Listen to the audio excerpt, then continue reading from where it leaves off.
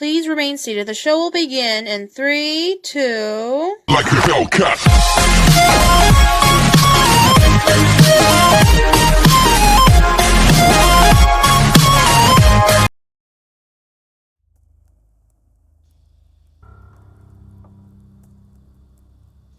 I won't reveal my identity for quite a few reasons, but mainly it's because I like my privacy. I worked at Disneyland for 6 years, then resigning after learning a horrible truth about the Haunted Mansion ride. The ride first opened on August 9th, 1969, famously known to harbor 999 spooks. In 2011, I was 27 years old, and I was part of the maintenance crew who was scheduled early morning usually and off around 3 o'clock in the afternoon. I occasionally visited the park on my days off, and sometimes brought a friend. I used to love the Haunted Mansion ride growing up. Having first gone on it at 12 years old, I began my journey of employment at Disney when I enrolled in the college program, and overall my experience at the park was great. Except when I got too curious and too close to something I wish I hadn't. But when word gets around and the employees spill their guts out about a juicy urban legend, about an alleged real haunting happening at the park, your curiosity just eats away at you. You hear all about strange and disturbing things, which some would classify as rumors.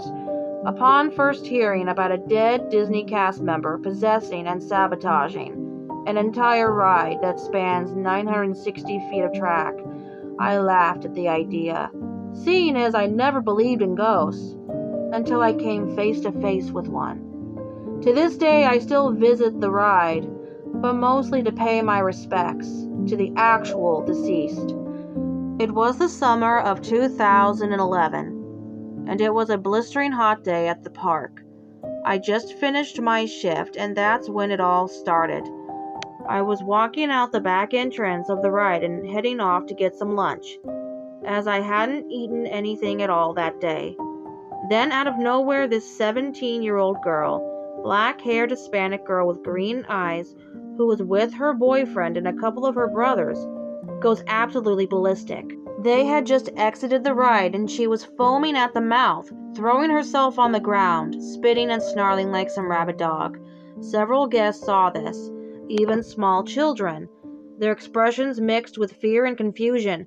It took so much restraint and a lot of physical effort to drag that girl out with the help of park security. Later that night, I found out that the girl had died of a heart attack, and her body was mangled, all her bones broken and her eyes ripped out of their sockets. All the blood drained from her body. Then just a few weeks had gone by, and there were 2 more deaths reported on a Sunday evening.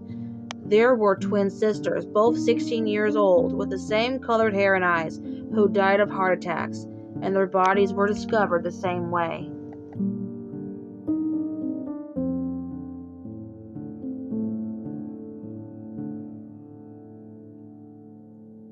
It is often told, as a myth states, that no one really dies at Disney because the corporation just tries to uphold the reputation of the park being a magical, happy place. But does anyone really know some of the sick, twisted incidences that surface right under guests' noses, sometimes just hidden from the naked eye because Disney simply doesn't want the bad publicity? Well, I assure you this one legend is 100% true. I didn't believe it at first, but it wasn't something I could ignore forever. It was a Friday night, and the park had just closed. Security had left that one section of the park where the Haunted Mansion ride is located. I'll admit, I was being stupid, but a dare was a dare, you know, and I didn't like being called a wimp, not by my coworkers who I shared a hotel room with. I made my way to the direction of the ride, armed with a flashlight and my cell phone. The security cameras were shut off for some reason, which made me relieved, but also anxious because a part of me was uncertain of what really lurked inside that mammoth of a seemingly eerie and spooky ride. Here's what else I know about the Disney cast member who died at the park, the one who is directly connected to the ride itself.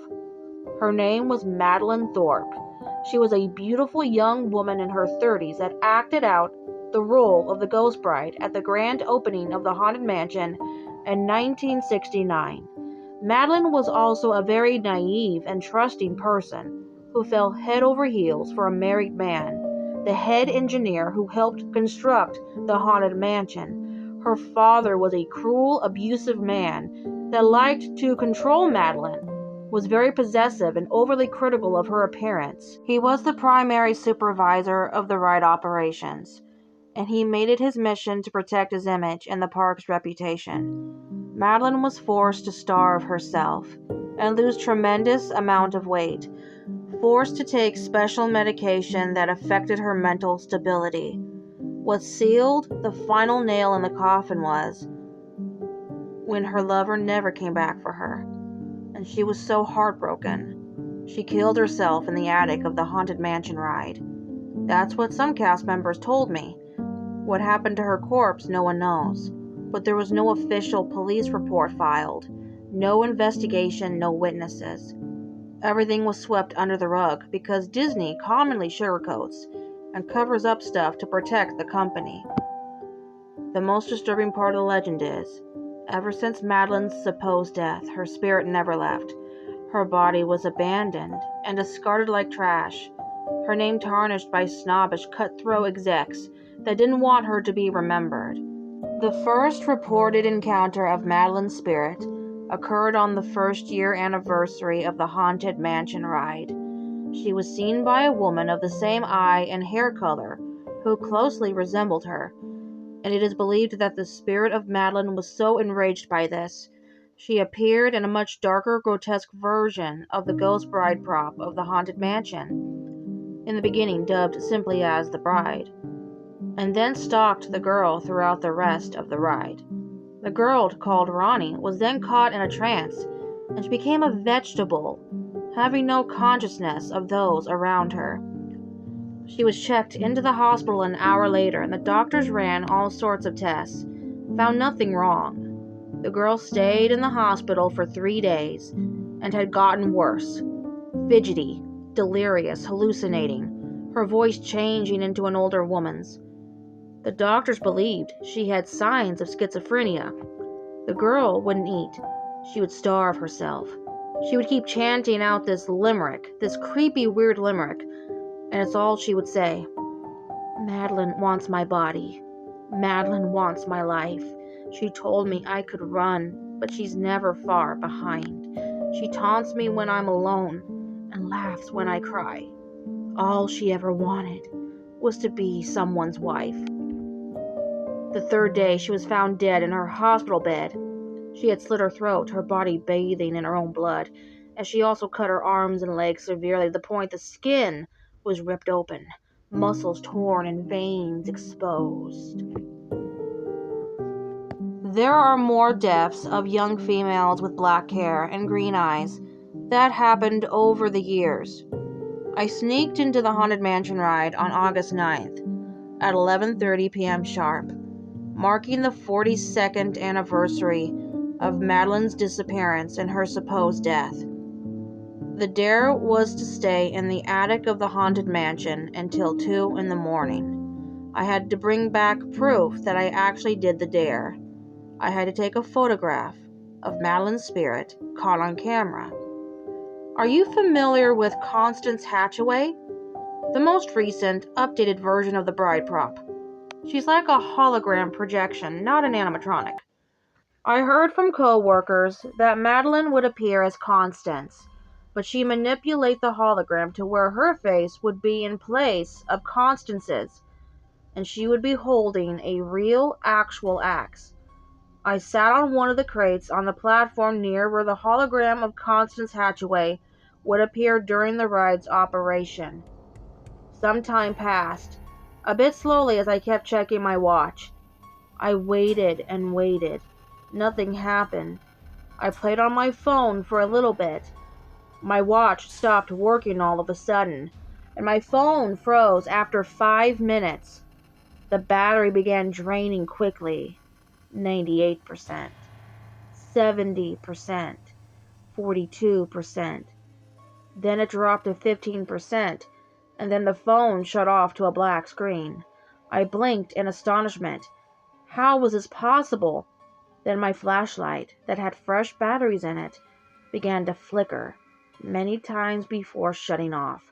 After that, nothing until 12:20 a.m. I walked around the platform, examining the various props. I was in awe. I know you're probably asking yourself, why the hell would a maintenance crew worker not leave after the first two weird incidences? Her phone and flashlight both dying completely out of nowhere. Well, I should have, but I really wanted to rationalize it as technical glitches. Unusual it would happen so quickly, but maybe not so uncommon. I'd like to say the story ends there. But what happened next, I wish I could forget. The room dropped to a freezing temperature, into the negatives. Then came the whispers. Then the loud chants. They all repeated a familiar limerick, but it was also a bit different this time because it came off as a direct warning, and it made my heart just stop for a moment as I gasped in discomfort. Madeline wants your body. Madeline wants your life. She says you'll try to run, but she'll stay there by your side. She'll cut out your heart and gouge out your eyes. You disturbed her place of rest, and now you will die. I was afraid when I heard that. Who were these voices chanting? I swear the sound was almost deafening. And then my nose bled, and there was this tremendous pressure, this aching migraine that felt like little jabs of someone taking a needle and piercing it into the side of my skull repeatedly. This stinging, this obnoxious ringing that made me cover my ears, and I tried to block out the voices. Then they stopped. I decided to grab my flashlight, and I thought to myself, screw this, dare or no dare, I'm going home. But then suddenly the ride turned on. Organ music playing. But it sounded slow, distorted, and menacing. It definitely wasn't the usual organ music that was normally played during the ride's hours of operation. And while the music played, a woman started screaming as well. I panicked, dropping my flashlight as I stumbled around, tripping over some loose rope and a floorboard. I triggered some sort of lever, and it pulled hard as the rope fastened around my left ankle. I ducked down as some plaster and debris fell from the ceiling. I didn't look up for 20 minutes. I just stayed in a crouched position, perfectly still, and I didn't dare open my eyes. Then I heard a woman laughing psychotically, and something metallic drag on the rickety wood floor, a scraping sound following, ears splittingly like nails on a chalkboard. The noises stopped. I turned to look behind me. There was nothing there. The room got quiet as a grave. Do I open my eyes now? I thought to myself. I shivered. Once gathering the courage, I opened my eyes to see only a cracked mirror and a large white sheet attached to the rope that lifted it. Odd. Who would cover a prop? Especially some old mirror in the attic of the haunted mansion.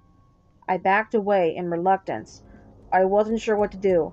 Where was security? Why didn't they hear all the noise? I swallowed hard, gazing hard into the mirror long enough to see something else manifest and take form. It appeared as a hologram with a flowing veil and having levitated 5 inches off of the ground as the face came to view.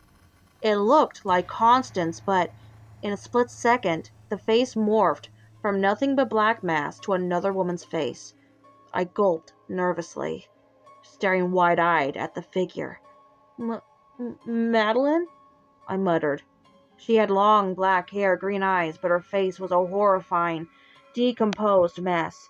Half her body skeletal, some meat, hanging off of the bone, but she also looked sorrowful, blood tears streaming as she stared back at me. Her axe clutched in both hands against her cleavage, a glowing, captivating blue light emitting from her. Then she faded away. I wasted no time in releasing my ankle and hightailing out of there. I have a theory. What if after Madeline had, quote, disappeared, her father hired all these women to replace her? Maybe it brought a string of bad luck, and Madeline's motive was she didn't want to be erased and forgotten. Any woman with black hair and green eyes associated with the mansion, guest or employee, would become a victim of Madeline's. I asked my mom about Madeline, if there was anything she could tell me, but she avoids the subject. What does she know? It's like the name Madeline to her is some sort of bad omen in the family. What is she hiding? About a week later, after my encounter with Madeline's ghost, I was pacing, still trying to grasp what I experienced that night. A part of me wanted to go back and find out more information, but I didn't want to draw unwanted attention to myself. It would be risky, seeing as if I wasn't so lucky I would have been caught by park security the first time. It was a rather mellow Saturday around 1 p.m. The streets weren't as crowded. I was hanging around in the animal kingdom with a coworker of mine. I'll call him Sean. Sean and I were good friends, although he certainly was interested in me remotely in a rather more romantic sort of way. I, of course, didn't reciprocate the same feelings at the time. While he and I ate our lunch, I just nodded and listened, and didn't do too much of the talking. Sean, the current manager of the operations at the Haunted Mansion, I'd sensed something was off with me, and he asked me what was wrong. I shifted uncomfortably, averting my eyes around nervously, trying to play off casual and act naturally. I leaned in close to him for a moment and whispered, "We need to meet someplace private." He felt the urgency in my voice, and in that moment, we finished eating and cleaned up before walking down an alley. We sat down on a bench, and he patiently waited for me to come clean. I reluctantly told him everything, and his response was a little unsettling. "I seen her as well," he told me. I scooted closer to him. "When?" I asked him. "3 months ago," Sean replied in hesitation. "I was scheduled on a Tuesday to make preparations to have the walls replastered and repainted, and I had stirred something up. I didn't believe in the stories either, nor about there being a dead body, okay? I was just following orders." "Wait, so there's an actual dead body buried somewhere in the haunted mansion?" I shouldn't have said anything. "Sean, are you pulling my leg?" "They're just rumors, and besides, how could we prove that the park executives are tampering with incriminating evidence?" "Are you saying Madeline was murdered?" "Shh, not so loud. I have to go back." "Now hold on, you were lucky that one night. Don't be foolish now," he said sternly. "If she wanted me dead, I would have been killed already. There is a reason she spared me. I just wish I knew what it was." "Well, my advice to you is," said Sean, "stay low. You have the next few days off. Enjoy them." He then got up and left. I did just that, knowing that I didn't have a plan on how I was going to uncover a mystery behind a female cast member that at the time her body was presumed buried at the Haunted Mansion. Had someone really killed her, and why? Why rule her death as a suicide? Then the winter month approached. I had been working tiresome, having lacked sleep because the higher-ups kept complaining about frequent malfunctions occurring in the Haunted Mansion. So I worked longer hours all week long to get to the bottom of these major inconveniences. It was a Friday, approximately reaching 2 p.m. For the remainder of my shift that day, I was in the main hall of the entrance of the Haunted Mansion, where the stretch portraits are located. The ride was closed due to some technical difficulties with the sound and the special effects. I checked the fuse boxes thoroughly, including the buttons and other components of the machinery that operated the ride, but I found nothing out of the ordinary. Everything was fine in that section, so I proceeded down to the other areas. I wanted to avoid the attic section, having remembered my encounter with Madeline's spirit, but I had to follow protocol despite my self-protests, the overwhelming amount of fear within me that would never go away. I reluctantly returned to the attic. I spent a good 2 hours there, after my shift ended at 3, investigating, hoping I could find a clue that would help me solve the mystery of Madeline's death. I looked underneath crates, behind furniture, anywhere I could squeeze through and search. I then proceeded to inspect the other rooms once more. I was drawn once again to the dining area, where in that section of the ride the guests would see ghostly projections of figures dancing. I had to take the back door that was well hidden behind some curtains to reach the bottom floor. Nothing out of place, nothing had moved or gone missing from the set. At least, not until I saw something in the corner of my eye that was off-putting. Something covered in a white sheet, hanging on the right wall above the fireplace. It was a portrait, much like a stretch painting, but the weirdest thing was, it wasn't any of the characters from the Haunted Mansion. It was a portrait of Madeline. Ripping off the white sheet, I froze in shock. How did it get there? How long was it there? And just who put it there? I then felt a light tap on my shoulder and shrieked, turning around to see Clayton, the night custodian. Clay, I stuttered. You scared me. What are you doing here? The older man didn't look at me at first. He just stared up at Madeline's portrait, his face full of anger and sadness. Then he shot an icy cold glare at me. You shouldn't be here, Clay scolded. You will make her quite angry with you. I was playing dumb because I was nervous. Who? Clay huffed, rolling his eyes in annoyance. Her, he snapped, pointing up at the painting of Madeline. She lived for this place. It was a second home for her. She lived for the part, to the point it became unhealthy. Madeline just wanted her father's approval, and his domineering abuse ended up killing her in the end. The big men in the suits always tried to hide the malpractice of how they treated their staff, but what they chose to allow was worse than what they did by their own hands. Innocent blood is on them regardless.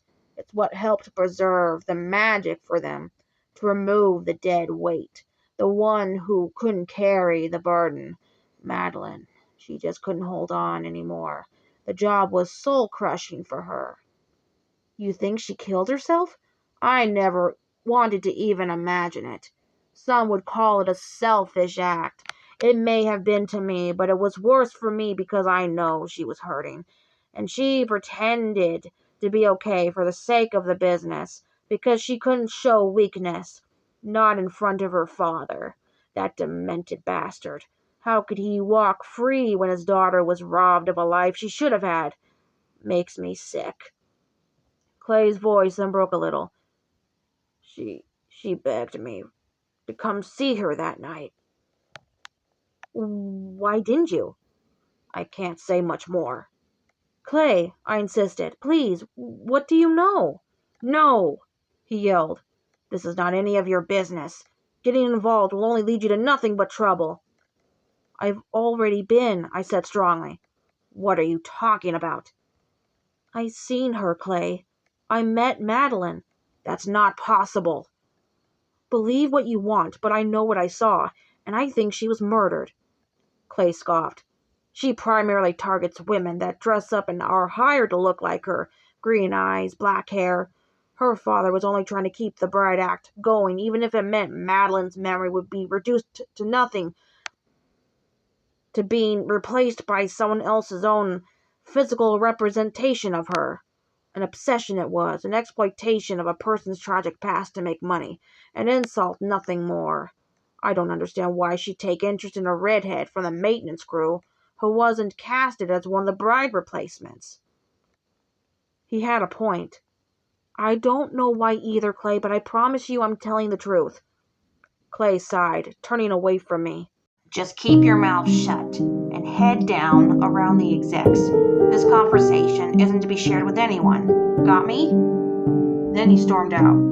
I soon left the building. I then clocked out. I'm sure someone from the resources department would ask why I clocked out at 6 p.m. and not at 3, as I was scheduled to. I had to think of an excuse. Then, of course, my dedication to working at the attraction was far from over. I couldn't walk away from this now. Madeline came to me. She let me live. Did she trust me? Perhaps that's why. She wanted justice, and I was going to make sure she'd rest peacefully once her murderer was caught. I don't believe she killed herself. I had to know the truth.